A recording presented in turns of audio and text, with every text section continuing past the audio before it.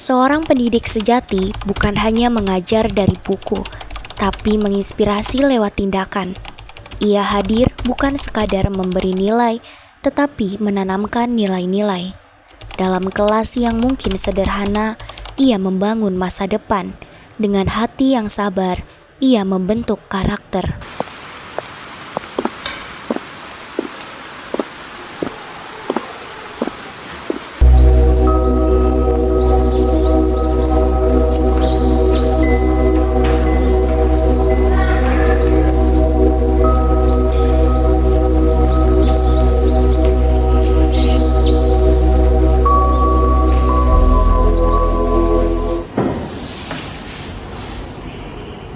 Assalamualaikum warahmatullahi wabarakatuh.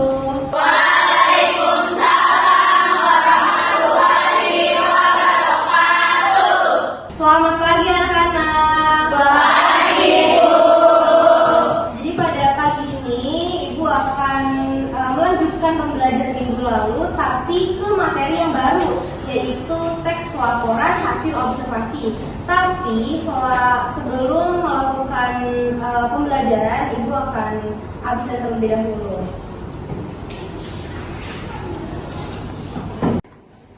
Pulan Eka Herunisa, Zahwa.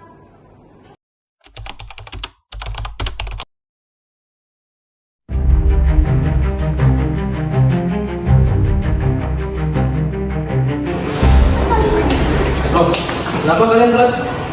Maaf Pak, tadi motor kita lambat. Mogok. Kalian sudah terlambat setengah jam ya. Mungkin materi sudah dimulai. Terus ya sudah kalian masuk saja. Makasih ya Pak. Dan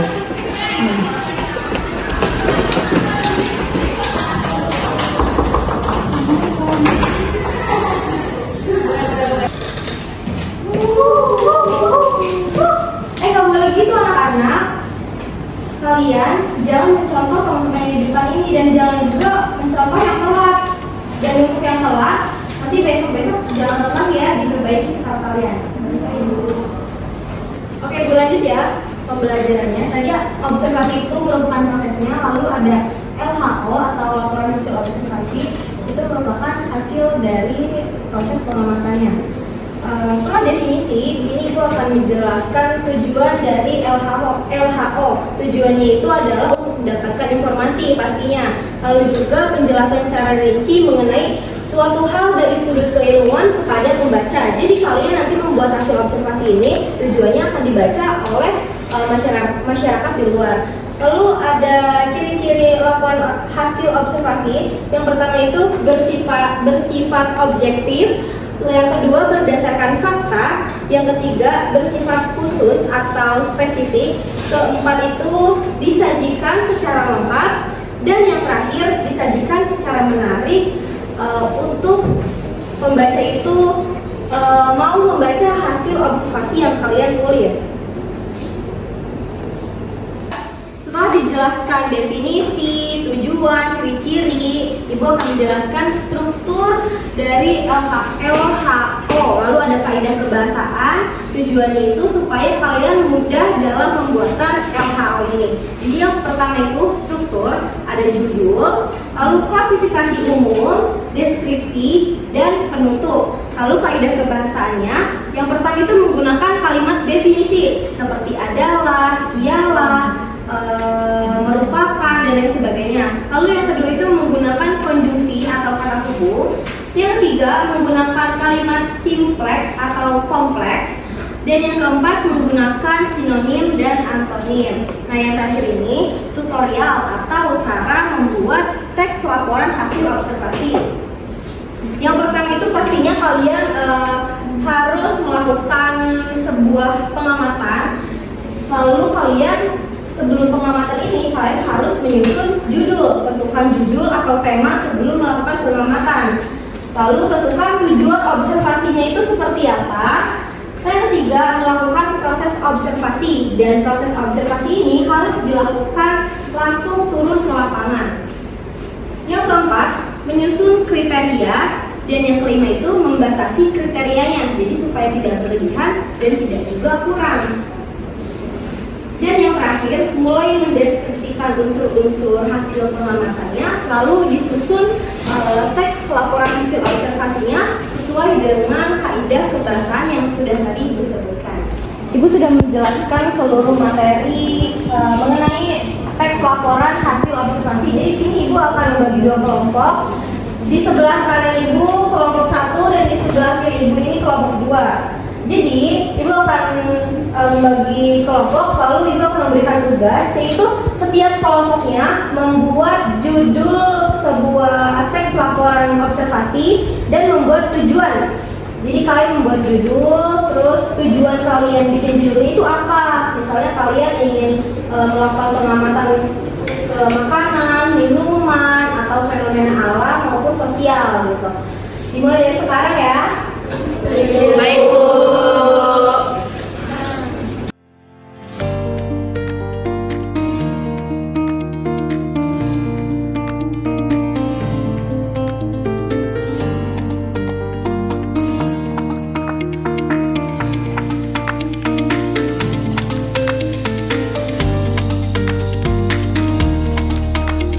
Oke ya, anak-anak, waktu diskusinya sudah habis. Jadi setiap kelompok 1 dan 2 harus ada perwakilan untuk presentasi di depan menyebutkan judul laporan hasil observasinya dan tujuan kalian membuat judul itu untuk apa. Kelompok 1 yang mana? Oke, silakan dipresentasikan kepada teman-temannya. Jadi kelompok 1 itu membuat judul laporan hasil observasi mengenai makanan khas Karawang yaitu buntot. Nah, tujuannya untuk memperkenalkan makanan Karawang yaitu buntot kepada seluruh masyarakat yang belum mengetahuinya. Itu mulai dari masakannya, bahan-bahannya, dan filosofinya. Gitu teman-teman. Oke, beri tepuk tangannya. Jadi kelompok 2 ngambil judul laporan hasil observasi fenomena alam banjir di Karawang. Jadi kita itu membuat laporan memberi informasi kepada warga Karawang tentang penyebab terus sama cara mengatasi belum deh. Ya. Selanjutnya kelompok 2 silakan presentasi kepada teman-temannya. Dari diskusi kelompok 2 kami ngambil judul laporan hasil observasi fenomena alam banjir di Karawang. Jadi kita mau menginformasikan tentang penyebab dan cara menanggulangi banjir di Karawang kepada masyarakat. Baik, terima kasih untuk kelompok 2. Tepuk tangan dulu. Untuk dari kelompok 1 dan kelompok 2 silakan kembali ke tempat.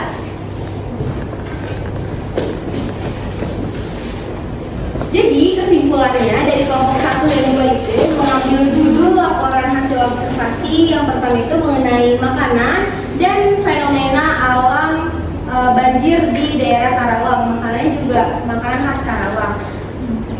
Untuk materi hari ini sudah Ibu jelaskan semua. Nanti minggu depan akan dilanjutkan materi dan setelah Ibu juga masih ada mata pelajaran selanjutnya.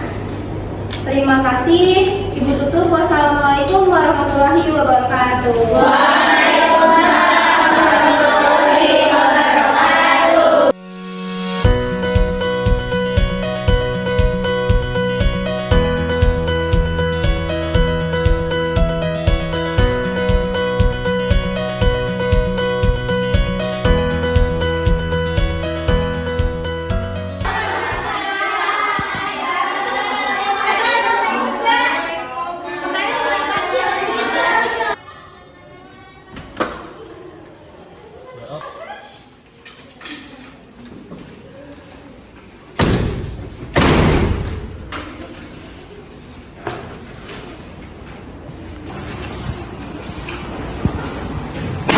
Yang kuat silakan berdiri. Berdiri. Maju kalian ke depan.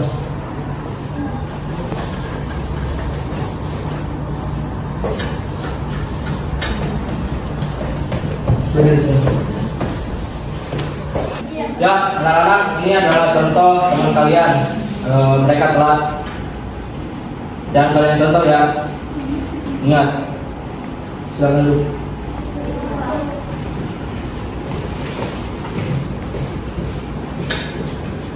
Perlu kalian ketahui dan perlu kalian ingat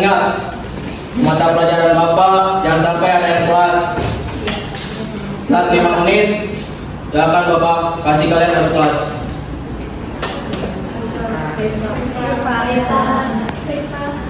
Mari kita mulai kelas ini. Sebelumnya akan saya presenter terlebih dahulu ya. Di sini siapa yang tidak hadir? Agian Pak, Kenapa? kebanjiran. Kebanjiran. Selain Agian, Bento Pak, acara keluarga. siapa lagi? Yogi Pak, Kenapa? sakit kepala. Sakit kepala, lemah. Ya, mungkin materi yang akan saya sampaikan hari ini adalah tentang teks biografi. Mungkin dari kalian ada yang tahu kan teks biografi itu apa? Tidak ada? Ya, silakan. Teks yang menceritakan seseorang Pak. Ya, betul. Teks biografi adalah teks yang menceritakan riwayat hidup seseorang, mulai dari lahir hingga meninggal dunia, seperti itu. Yang ditulis oleh orang lain ya, bukan oleh tokoh itu sendiri. Yang nggak mungkin kan orang meninggal masa harus menulis riwayat hidupnya. Tuh. Mungkin yang ada di dalamnya itu berisi informasi tentang perjalanan hidup tokoh, terus peristiwa penting, perjuangannya, lalu dan pencapaian dari tokoh tersebut. Mungkin dari kalian ada yang dipahami sampai sini? Oke, baik. Kalau seperti itu kita lanjut ke materi yang kedua. Itu materi yang kedua adalah elemen-elemen dalam teks biografi. Mungkin yang pertama ada yang tahu? Ya, silakan. Elemen-elemennya itu ada 5 Pak. Yang pertama itu ada identitas tokoh, terus yang kedua ada latar belakang, yang ketiga perjalanan hidup, yang keempat perjuangan, dan kelima itu ada pesan. Ya, tepat sekali. Mungkin dari sebelah kanan saya membutuhkan satu orang lagi untuk menjawab dari yang disebutkan. Tolong disebutkan lebih rincinya lagi. Ya, silakan. Yang pertama itu identitas tokoh itu terdiri dari nama lengkap, tanggal dan tempat lahir, serta informasi dasar lainnya. Lalu itu latar belakang itu ada riwayat pendidikan, keluarga, dan lingkungan sosial atau tokoh. Lalu yang ketiga itu perjalanan hidup, berisikan kisah-kisah penting, peristiwa yang dialami, dan tantangan yang dihadapi. Lalu yang keempat perjuangan dan pencapaian. Itu isinya ada usaha-usaha yang dilakukan serta hasil yang diraih oleh tokoh. Yang terakhir itu pesan atau makna, nilai-nilai positif yang dapat diambil dari kisah hidup tokoh. Ya, berikan apresiasi buat teman-teman. Ya, sekarang untuk yang sebelah kiri, tolong diperhatikan dengan baik-baik. Tolong kalian sebutkan apa itu struktur teks biografi. Ya Pak. Silakan. Struktur teks biografi ada 3. Yang pertama orientasi atau pendahuluan, yang kedua peristiwa penting, dan yang terakhir reorientasi atau penutup. Ya, tepat. Saya minta satu orang buat menjawab lebih lengkapnya lagi. Silakan. Baik, yang pertama itu reorientasi atau pendahuluan, bagian yang memperkenalkan tokoh dan latar belakangnya. Yang kedua peristiwa penting, yaitu kisah-kisah penting yang terjadi dalam hidup tokoh yang biasanya diurutkan berdasarkan waktu. Yang ketiga reorientasi atau penutup, yaitu bagian yang menyimpulkan perjalanan hidup tokoh dan pesan yang ingin disampaikan. Ya, tepat. Berikan apresiasi. Ya baik, untuk pertemuan saat ini dicukupkan saja. Saya akan memberikan tugas kepada kalian, tugas pekerjaan rumah, yaitu tugasnya membuat 2 contoh teks biografi dan dikumpulkannya minggu depan. Jangan sampai tidak ada yang mengumpulkan. Individu Pak. Individu. Baik Pak. Ya mungkin kelas saya cukupkan sampai di sini. Kurang lebihnya saya mohon maaf. Bila taufiq wal hidayah. Wassalamualaikum warahmatullahi wabarakatuh. Waalaikumsalam warahmatullahi wabarakatuh. New